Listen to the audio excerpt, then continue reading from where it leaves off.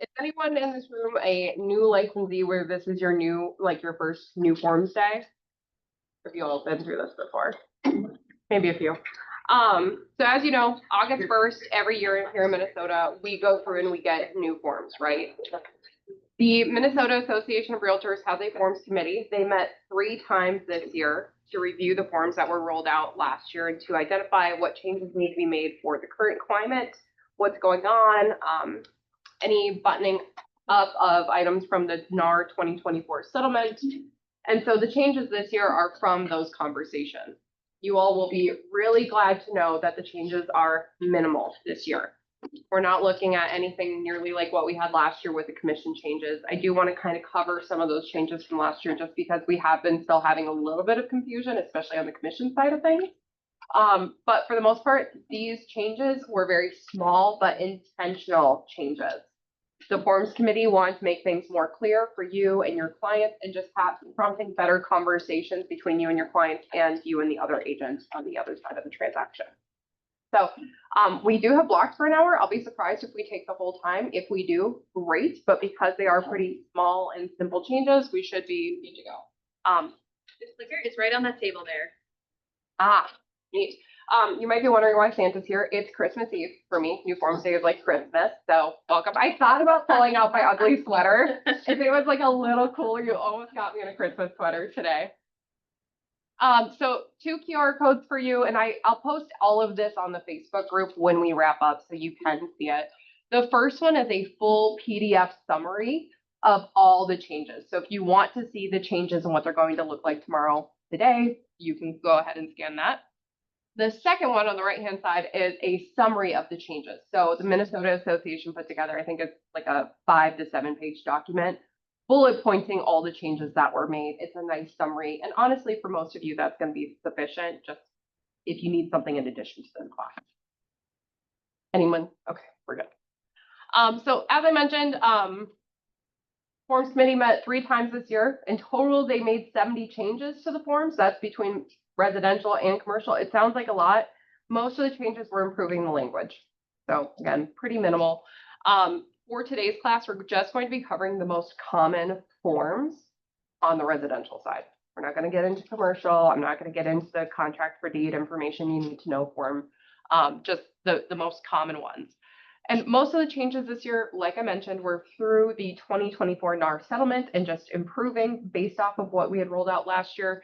And then also the DEI committee had some suggestions on improving the language just to make the documents more friendly to all consumers, making sure no one felt excluded.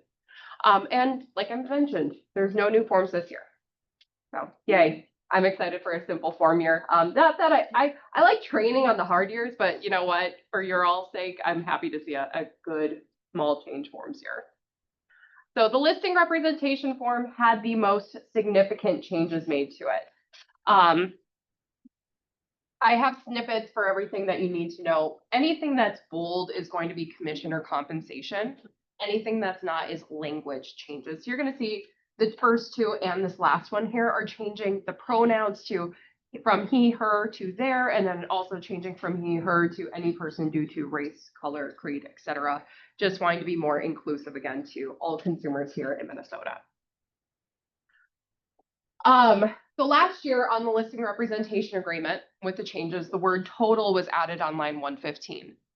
Wanting to make sure that it is clear to your sellers that this is the total broker compensation that's being paid out, not just what you're earning as a listing agent, but in total what they might be paying out to their buyers or to the buyer's agent and to you, right? So of course we have the retainer fee, no changes there. Line 119, they added the word total again, hoping that would clarify. I'll just speak for all of you, it doesn't. Good attempt, it doesn't, right?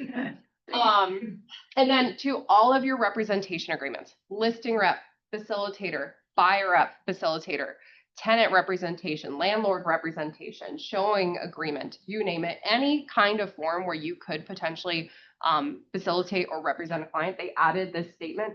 Broker commissions are not set by law and are fully negotiable. So you'll see that added everywhere. That was a great addition there. Something I would highlight on all of your listing or buyer appointments for sure. So they added the word total, again, kind of helpful, maybe not so much. And then they swapped around on lines 119 and 120. Before they had the dollar amount first and then the percentage, they just put the percentage first. So pretty small changes here. This is, we're going to go into the weeds here and then we'll get out of it through the rest of the class, right? But my one request is I want to make sure all of you are getting paid the percentage that you intend to be getting paid. Right now, Broker Brady, am I okay to just use like percentages? Okay. I see a lot of agents rating in 3-3 here. And the part that scares me is if you have 0 for paying out the buyer's broker, whether it's seller paying buyer's broker directly or cooperating broker, that's the total broker's compensation. So if you write in 3-3 and you don't amend it after you have an accepted purchase agreement that has, say, 2-7 on it, all of a sudden you're technically only supposed to be earning 0.6% commission. Technically, right? And in reality, I don't know if you've seen anyone where that's been the case. I haven't seen it. All of you have been doing a great job using the net sheet, showing the seller, hey, you're going to pay me 3-3. You're only going to pay out 2-7, 2-5, whatever it is to the buyer's agent. And so I haven't seen any issues. My goal is always just to help protect you all and your business, right?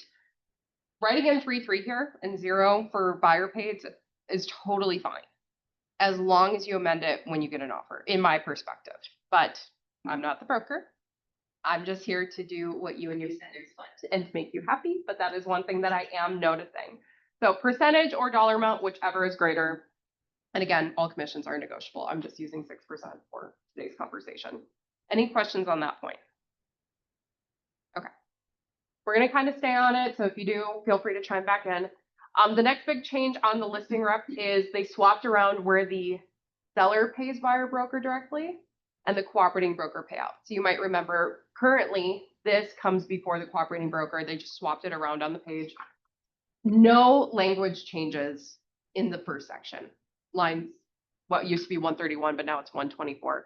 So of the total broker's compensation, what's being paid out for cooperating broker compensation, you're generally not going to have that and have seller paying buyer's broker directly. You're just going to have one or the other in most cases. And that's how you're going to protect your commission and make sure you're earning what you want to earn, right? So no changes there. If seller agrees to pay buyer's broker compensation directly, as specified on lines 119, 120, it reduces the amount that's supposed to be paid up to. The reason why I highlighted that, this is not new language. So let's say you had 6% here and 2.7% here. It's paid up to. You don't have to disclose that amount unless your seller gives you permission, unless the seller wants that advertised at the time of showing or wants the buyer's agent to be informed, hey, they're prepared to offer up to 2.7%. This makes commission on the buyer side negotiable. So in theory, a buyer's agent might come in and submit an offer with 0% commission. You technically then could keep the full 6% if you wanted to, or you could give back the 2.7 or whatever the seller was planning on. That is an option. That's not new language, and that's something that I think if you're currently writing in 3.3, that might be a business practice that you could change just so it is clear on the listing rep. What I don't want to see happen is the seller say, well, before you told me the total commission was 3.3 and now you're saying it's going to be 6% and feeling duped, and just, I don't want any of you to end up there. But again, that's more my fear and not something that we're necessarily seeing in reality right now. So that's the difference. If you're using lines 133 through 135 on this new form, it's going to be on line 406 of the PA. If you're utilizing lines 124 through 131, it's going to be the cooperating broker compensation agreement. Is that clear? Are you seeing it more one way or another? Yeah, so 85% of the purchase agreements my team handles have seller paying buyer's broker directly on the purchase agreement. 15% had cooperating broker payout. And I'm starting to see a lot of agents opt into it, even if their brokerage doesn't require it. A lot of brokerages are just starting to require this now, and that's another conversation. I'm seeing a lot of agents opting for this because it's clearly stated on the purchase agreement, and you can't go back and amend it unless you have an amendment signed by all parties. Agents just feel like it's a little bit more secure, but it also is up to your buyers and up to your sellers. How do you want it negotiated? It is a term on the purchase agreement, so just being mindful, communicating with your clients and making sure that they are on the same page with you and you're acting as they are directing you and not how you want to be, like how, you know what I mean? that make sense? Okay. And that has fluctuated quite a bit. When the forms rolled out last year, it was flipped the other way where it was like 80% cooperative. We hit that 50 mark, we hung out there for a while, and now we're just starting to see far more on the purchase agreement. Okay. So on the buyer representation agreement, again, largely going to be compensation changes. We do have that one change of himself, herself to themselves, but the rest of the changes have been largely based around the commission. So let me see. Sorry, it's hard to see the highlights that I was telling a few of you yesterday. My eyesight just isn't what it used to be, so bear with me. Someone yesterday said, "Welcome to middle age," and I'm like, ooh, Wow. Wait. Was No, you're not there. I know, but maybe I am. No, you're My not. eyes are slipping, Trish. So you'll see the broker commissions are not set by law and are fully negotiable, right? No language changes here when it comes to compensation on the buyer representation agreement. What was changed is down here, they removed the shall not box. So now it just says shall. So if you are getting paid compensation from the seller or from the listing broker, it shall reduce the buyer's obligation to pay what you had put on lines 30 or 31. Okay. If you've been selling real estate for more than 5 years, you remember they had made this change previously, gone back to shall or shall not. Now we're back to just shall. So not the first time we've seen this. I think that's just for clarification. One part I want to make sure I highlight, because transparently, I don't know if I have a single agent doing this correctly. Yeah, like I don't think I have a single agent, and I've got, yeah. So on lines 40 through 43, it says broker must inform buyer in writing before buyer signs an offer to purchase the property, the amount of compensation or the base for computing compensation. And then it says in parentheses, utilizing the disclosure statement, compensation disclosure to buyer, tenant, or other written disclosure, right? You have to be disclosing to your buyer how much they're going to pay you before they sign an offer per the buyer rep agreement. And again, I don't know anyone who this has come back and bit them in the butt or anything like that, but I do know agents who don't get it signed at the time of the offer, get it signed after final acceptance, and that for sure is in violation of this.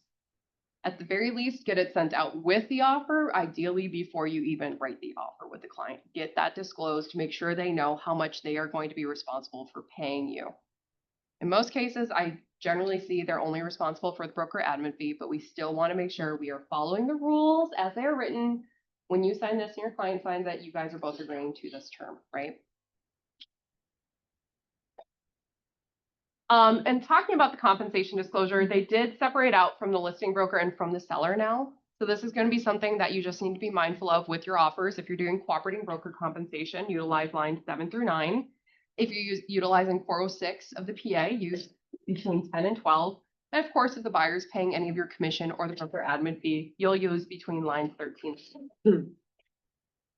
So if you have a mixture, sometimes we do see the cases where it is a little bit of all three. Just make sure to be filling it out appropriately.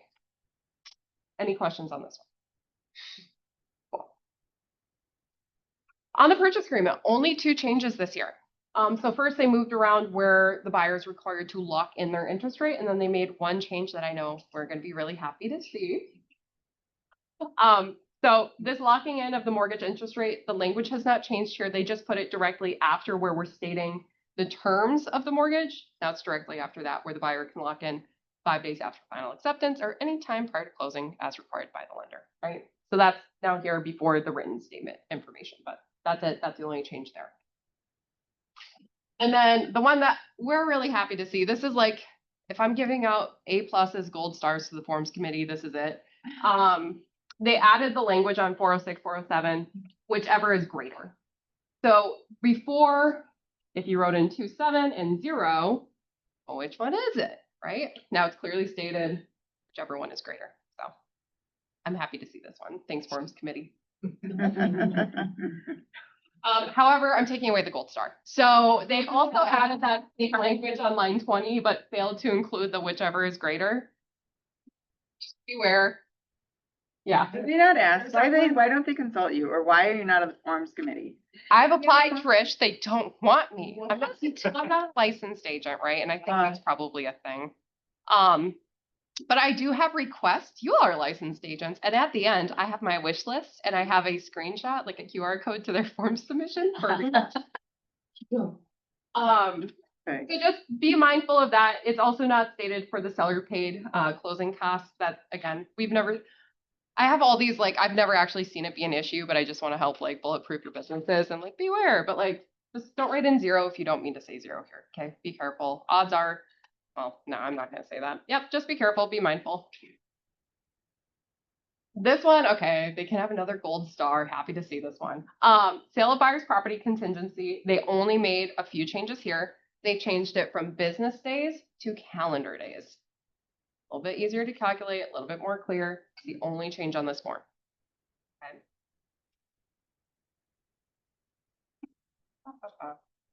And then on the property disclosure, one change that I think you all are going to see more commonly here, 107, are you aware of any professional remediation efforts to eliminate odors? If yes, give details. So it's only if it's professional. Thanks, Forms Committee, for that. We're going to make it a little bit gray, but something that you might have to see on your disclosures a little bit more commonly with sellers, right? But I am happy to see that addition. I know it's something that's been coming up a lot for some reason. I don't know if you all are seeing it, but I just feel like we're seeing more of this. A plugin doesn't come. And then the cooperating broker compensation agreement. So do you remember when on the MLS, we would say, here's the commission that's being paid out, and we had to disclose if it was a variable comp rate, meaning if you represent the buyer, you're going to reduce the total commission. That is now something that has to be disclosed on the cooperating broker compensation agreement. The Forms Committee realized it was going against NAR practices and standards. I forget which section it is, but we have to disclose that as a realtor code of ethics issue. And so that's why that's coming in here. It's only coming in here because this is a realtor to realtor agreement or a broker to broker agreement and not a buyer seller agreement. Okay. So you'll see that added here. So if you are representing the seller or utilizing this form, the listing agent has to disclose if the variable comp rate applies. Okay. Not new language. You all have seen it before. It's just new on this form. Any questions here? Okay. And that's it. So pretty simple, pretty straightforward. Like I said, I'm probably not going to keep you all for the entire hour. Nothing that's going to really rock your world like last year. Like this is pretty consistent with what you've been seeing. It's improving the conversations. I'll come back to this, but here's my wish list. One of these doesn't apply to you all because you all have your own personal property agreement, which I love. Keep using it. First, on the listing representation agreement, I'd love to see the Forms Committee give us something that does say, here is the total listing broker's compensation. That's going to be a little bit of finessing because of how agency laws work here in Minnesota, but please give us a line item of some sort to break it apart and make it more clear. You're paying me 3%, 3.3, whatever it is. I would love to see something like that, and there's got to be a way that it is possible. On the counteroffer addendum, keeping that verbiage consistent where it's whichever is greater, adding that in. On the purchase agreement, we do have a few folks at other brokerages who use line 33 of the purchase agreement. If you're going to have it there anyways, just give us a little bit more space, please. And the last one, this is the one where I'm like, did you know? On the CIC addendum, it cannot end on a weekend or a holiday. Yeah, it doesn't say it on the form. It just says for calculation of days, reference this state statute, but then you have to go look it up online. You see the state statute and it says cannot end on weekends or holidays, right? Can we just put that on the form? There's like half a page of blank space on the CIC addendum. So those are my requests. If you feel so inclined to send a love letter to the Forms Committee this year asking for any of those, we would all greatly appreciate it. Not trying to create a ton of changes for your new forms here next year, but those are the ones that I personally would love to see that I think would help you all do your business even better. And last but not least, this is if you want more information like this, or if you want to be a part of our newsletter and you're not currently getting it, please feel free to subscribe. I do have one like little sales blurb bit down at the very bottom of my newsletter, but it's never, hey, hire home free. I just really want to give you all information the best that I can to help you improve your conversations with your client. Any questions about anything that we covered today? Okay. Yes, John. On the one where it talks about the shall reduce. Mhm. Yep. What holds back people from just putting 0 so it can't reduce the amount, but they can still pay out? On the listing rep. Get back there.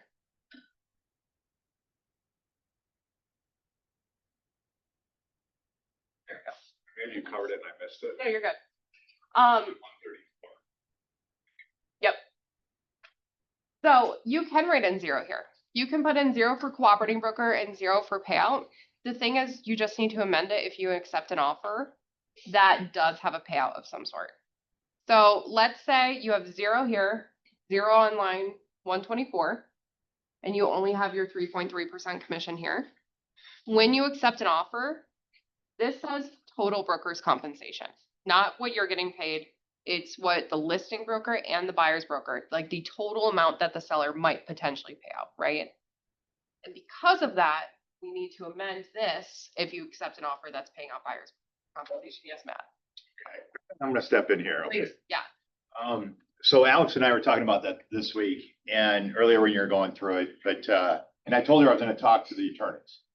Because there was a call this Monday where they were going through all the forms for all the brokers. And about 70% of the questions were related to this and last year. And I can't believe how many brokers still have no idea that there's virtually 3 options how people can be paid. They can still be paid through brokers, they can be paid through their buyer, and they can be paid from the seller.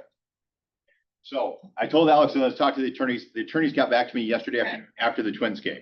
So I didn't have a chance to tell Alex this yesterday. But when it says total brokers, this is the part that's a little confusing. Total broker means listing broker and buying broker. 406 of the PA is completely separate. Has nothing to do with this. 0. So what happens, and what Alex was just explaining, she's spot on, because too many agents don't understand this. What they don't understand is like, do I need to amend it? Do I need to do these things? So again, many agents have chosen just to put 3.3 on line 119. And they've done that because ultimately they're just like, I just want to cover myself. Meaning actually, I'm the listing agent, I'm the listing broker, so I'm taking care of myself. At the moment, I don't know what the buy side's going to do. If I do know, and I love when Alex said, you do need your permission from your seller to even share if the seller is given permission to say, I'm willing to pay out 2.7 or 2.5. If they're willing to do that, I can still fill that in. But the key is many people are saying, I'm just going to wait and I'm going to see what it shows up on line 406. So Alex is not wrong, but we did just confirm with the attorneys that got back to me yesterday after the Twins game, since the purchase agreement is a separate agreement between whom? Seller and buyer. And then with the addition of buyer's agent, which is really 406. So there is a number that goes on 406. And I have 3.3 here. I do not need to actually amend. All right. Because the total broker is between broker to broker. 406 is whom? Seller. Broker. So the total broker here, and I love that they added this here too. And I know this is a little confusing, but again, trust me, we'll keep working with all of you on this because many agents, and that was the reason why all the questions on Monday happened, they still don't understand this. And what you really need to understand, and this is my focus for you, and this is the reason why we love having Alex here, is that, and I never played football, and I use this example because I'm like, if I was a quarterback and I wanted to throw to Craig, but Craig is completely covered, that's not going to work. But when I hiked it, I got to be aware like, oh, he's not open. I'm moving on to the next one right away, right? And then all of a sudden, Julie's not open. I'm moving on to the next one right away before I'm getting tackled. So in the same situation, I may have had my communication right here with my seller, but now the offer comes in and it's completely something different. I have to know this way and this way to be able to respond. And that's what was confusing about last year's kind of setup. And it really created the confusion because what do people do most cases? They over communicate, which is no problem, and over disclose, which is no problem. So the amending of what Alex is speaking of honestly was no problem because it's really trying to get all parties on the same page to be clear. But in this scenario, they did confuse it. And that's where the attorney said, yep, sorry. And the confusion's still there. But if 406 happens, that's a purchase agreement, completely separate document than the listing agreement. And again, as your broker, I want you to talk to your seller. What I mean by that is I want you to have a conversation with your seller and ask your seller what they would like to do. Because we're giving you freedom to actually do broker to broker and do 6% if you wish and pay out 2.7 or 2.5. We're giving you freedom to do that. We're also giving you freedom to say, honestly, I'm taking care of me, putting the oxygen mask on my face first. And I'm putting 3-3 on 119, and I'm gonna see what happens. Eric Peterson, some of you may know, Elk River. Last year, Eric Peterson got so frustrated with so many agents that would call and say, hey, are you offering broker compensation? Because you all got these calls. And then you tell them, yes, seller gave me permission. We're giving you 2.7. In fact, I will send you over my cooperating broker agreement. Here it is. And then all of a sudden, Eric said, we get multiple offers. And I talked to 4 agents and 3 of them still put 2.7 on line 406. So he got so frustrated. He said, I'm done with it. I'm taking care of me. And I'm putting my commission on 119. And I'm just going to review the offer when it comes in and see how it looks. And in reality, this is why where if you watch her videos from last year, they're amazing because she really details the 3 options. What does Eric do? I don't know. I think the percentage is less than 5%, but in some cases, the buyer's agent got the money from the buyer and the seller actually saved money because they no longer paid 6%. They paid 3.3. And the buyer's agent took care of themselves. So as your broker, I literally want you to rewatch this because it's being recorded, right, Allison? Understand this and know it like this because your seller and your buyer are taking information from you. They're hiring you to be the guide.